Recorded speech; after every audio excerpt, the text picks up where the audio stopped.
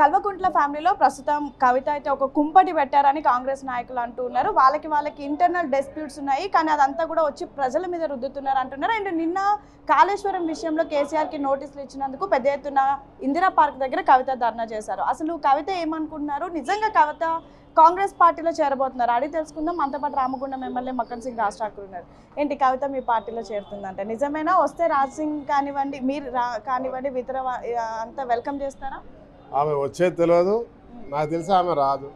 ఆమె సొంత గుర్తింపు కొరకు ఈరోజు ఒక కొత్త నాటకానికి తెరదీసిందని మాత్రం స్పష్టంగా రాష్ట్ర ప్రజలకు కనబడతా ఉంది, మనందరికి కూడా కనబడతా ఉంది. నోటీసులు ఇచ్చిండ్రు, తర్వాత నేషనల్ గవర్నమెంట్ వాళ్ళు ఇబ్బంది పెడతా ఉన్నారని చెప్తా ఉన్నారు. చట్టం చేసే పని చట్టం చేస్తూ ఉన్నది. కాంగ్రెస్ ప్రభుత్వానికి కానీ మాకు కానీ ఎలాంటి దురుద్దేశం లేదు. వాళ్ళ మీద నిందలు పెట్టాలి, వాళ్ళని అరెస్టులు చేయించాలనే ఆలోచనలు ఉంటే ఎప్పుడో చేసేసేవాళ్ళు. అలాంటి ఆలోచన లేదు. వాళ్ళు చేసిన పని తప్పని అలా రుజువైంది. మేడిగడ్డ 8th వండర్గా చెప్పినటువంటి కేసీఆర్ గారు ఆ వండర్ కూలడంతో ఇటు ప్రభుత్వం కూలింది, ఈ వండర్ కూలింది. దాంతోపాటు నేను అనుకుంటాను వ్యక్తిగతంగా ఒక గొప్ప నిర్మాణం చేసిన అని చెప్పి ప్రపంచానికి ఆదర్శంగా ఉంటా అనుకున్నటువంటి వ్యక్తి 3 ఏళ్లలో కూలడంతో ఆయన కూడా కూలిండు అనేటువంటిది నాకు ఆయన స్పష్టంగా కనబడతా ఉంది. దాని మీద వచ్చేటువంటి నిందలన్నీ కూడా వీళ్ళు తిప్పికొట్టడానికి రకరకాల ప్రయత్నాలు. వీళ్ళు అన్ననేమో లొట్టపీస్ కేసులు అంటాడు, లొట్టపీస్ నోటీసులు అంటాడు. నేను అడుగుతా ఉన్న సామాన్యుడిగా, ఒక శాసనసభ్యుడిగానో ఇంకో కాంగ్రెస్ పార్టీ జిల్లా అధ్యక్షుడు కాకుండా సామాన్యుడు అడుగుతా ఉన్నా, ఒక సామాన్యుడి ప్రశ్నగా, మీరు లొట్టపీస్ అనుకున్నప్పుడు మీకు ఇచ్చిన నోటీసుల మీద మీరు స్పందించారు ఎందుకు? అటెండ్ గారు ఎందుకు? దానికి జవాబులు ఎందుకు ఇవ్వరు? ఏ రకంగా కూలిందనే దాని మీద మీరు స్పష్టమైన వైఖరి ఇవ్వకుండా అది చేయొచ్చు ఇది చేయొచ్చు అనే దాని మీద మీ వైఖరి స్పష్టంగా ఏ రోజు ఇవ్వకుండా కాంగ్రెస్ పార్టీ మీద నిందలు, లేకుంటే రేవంత్ రెడ్డి గారి మీద నిందలు, ప్రతి అంశాన్ని ఒక తప్పుగా వక్రీకరించి మాట్లాడేది తప్ప ఎక్కడో స్పష్టమైన వైఖరి వాళ్ళది లేదు, వాళ్ళకి లేదు. అంటే ప్రధానంగా ఇది కాళేశ్వరం నోటీసులు కాదు, కాంగ్రెస్ నోటీసులు. కేసీఆర్కి నోటీస్ ఇస్తే యావత్ తెలంగాణ సమాజాన్ని అవమానించినట్టు అని కవిత అంటుంది.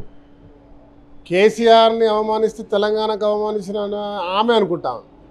ఇక్కడ రాష్ట్ర ప్రభుత్వానికి కేసీఆర్ని అవమానపరచడమో, కేటీఆర్ కుటుంబం గురించి మాట్లాడుకోవడమో మాకేం సంబంధం లేదు, అంత సమయం కూడా లేదు. మా ముఖ్యమంత్రి గారి యొక్క సంకల్పం ఈ రాష్ట్రాన్ని అగ్రగామిగా ఉంచే ఒక ప్రయత్నంలో ఒక సంకల్పంతో ఆ టీం అంతా కలిసి ముందుకు పోతా ఉన్నారు. ఈ ప్రజాదరణ ఇవి చేసేటువంటి చక్కపరిచే కార్యక్రమాలు చూస్తూ ఉంటే ఊరో లెక్క మాట్లాడడం తప్ప ఏం లేదు. మేడిగడ్డ కూలడం క్లారిటీగా అందరు చూసిన అంశం.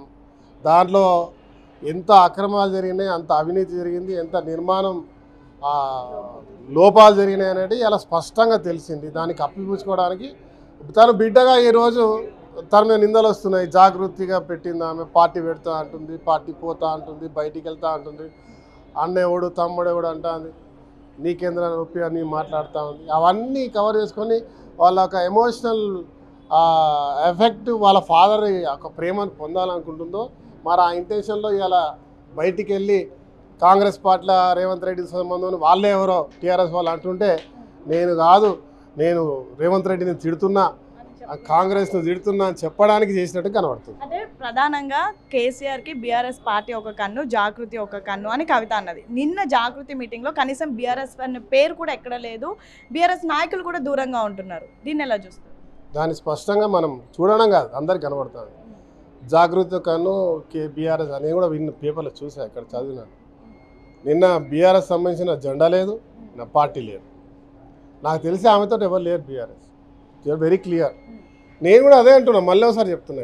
ఇదొక నిన్న ఒక నాయకుడు మాట్లాడారు, టీ కప్పులో తుఫాన్ మాదిరిగా వాళ్ళ కుటుంబంలో ఒక రికగ్నైజేషన్, వాళ్ళ యొక్క షేరింగ్ దేంట్లో అయినా ప్రాఫిట్స్లో కావచ్చు, పార్టీలో కావచ్చు, పొజిషన్స్లో కావచ్చు, దానికి నడుస్తున్నటువంటి ఒక హడావుడిలో తెలంగాణ ప్రజల యొక్క ఒక డైవర్షన్ని చేసి కాంగ్రెస్ ఏది చేసినా కూడా ఏదో పోతూ ఉంటుంది చూడండి, ఒక మంచి తెల్ల ఎనుగు పోతూ ఉంటే దాని మీద ఏదేదో చేస్తూ ఉంటారు.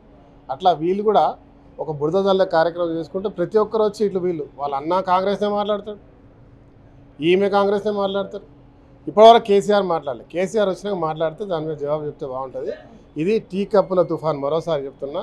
ఇది కుటుంబ వ్యవహారం. కుటుంబంలో ఒకరి మీద ఒకరు రికగ్నేషన్ వాళ్ళ నాన్న యొక్క అభిమానాన్ని, వాళ్ళ నాన్న యొక్క గుర్తింపుని పొందడానికి చేస్తున్నటువంటి ఒక డ్రామా. ఈ సింగరేణి పైన కూడా కామెంట్ చేసింది, ఇకపైన తను సింగరేణి వాళ్ళ కోసం పోరాటం చేస్తానంటుంది. మీకు సింగరేణి గురించి వెల్ నాలెడ్జ్ ఉంటుంది, అంత మీకు తెలుసు, దీనిపైన ఏమంటారు? సింగరేణి కార్మిక టీపీజీ కేసుకి సంబంధించిన అధ్యక్షురాలుగా ఉండేతాను.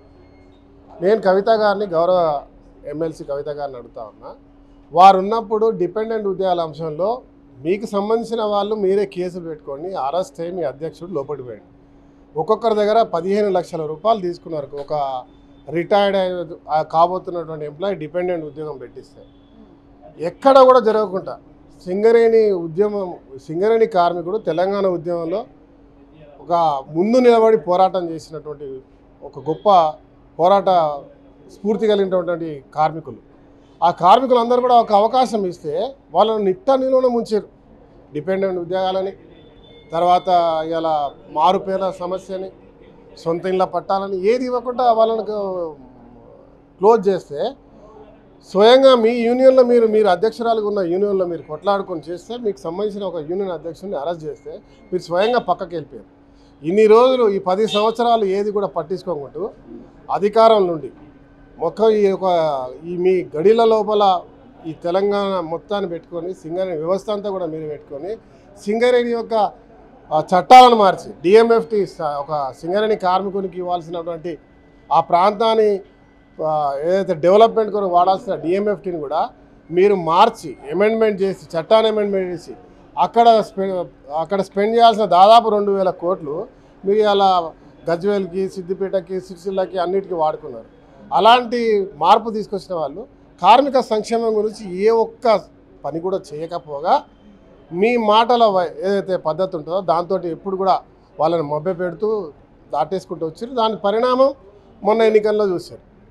ఎక్కడ టీపీజీ కేసు అడ్రస్ చేయకుండా పోయింది. మళ్ళీ ఈరోజు మళ్ళీ జాగృత్యాన్ని మొదలుపెట్టారు. ప్రజలు దీన్ని ఆహ్వానించారు. ముఖ్యంగా సింగరేణి కార్మికుడు ఎవరు నమ్మే పరిస్థితి లేదు అనే అంశాన్ని మీరు గమనించాలి. బీయింగ్ ఒక సహచరాలుగా మేము ఒక మహిళగా గౌరవిస్తాం, కానీ ఇది నిజాన్ని కూడా మీరు గమనించాల్సిన అవసరం ఉంది. ఫైనల్గా అసలు బీసీల లీడర్లే లేరు, బీసీలకు నేనే ఇప్పుడు నిల్చుంటాను, బీసీ లీడర్గా ముందుకు వెళ్తాను అంటూ కూడా కవిత అంటుంది. మీరు అందరూ బీసీ లీడర్లే, మరి ఏంటి?